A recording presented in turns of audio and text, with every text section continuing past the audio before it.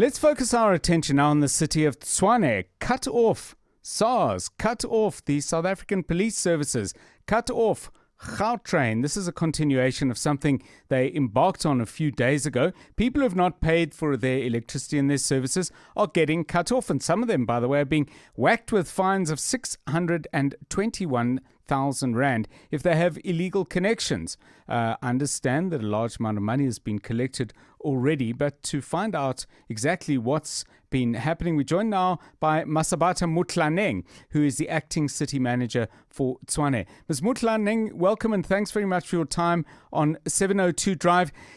Before we talk about the steps you're taking now, some of these debts have been growing and growing and growing over many months.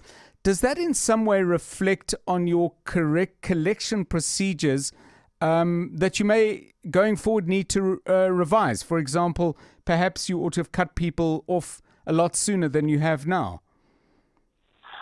Yes. Good afternoon, John, and good afternoon to the listeners as well. And yes, quite correct. I think, and we're the ones that have acknowledged from the beginning that perhaps our own processes have not been perfect, and we have certainly teething problems within our own system.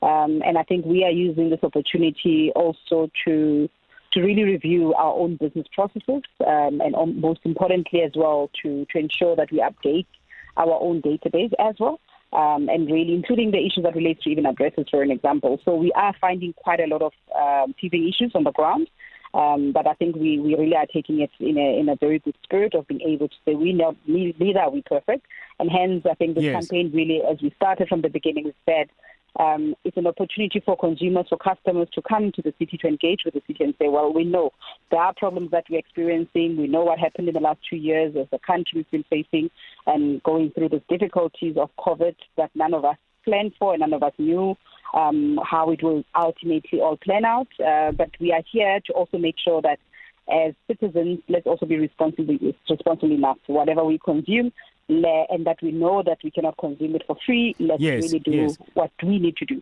which is to pay for our services, both water and electricity, and including the payment of property rates. News. Experts. Analysis. Where things stand. What you need to know. Drive home with John Perlman On 702.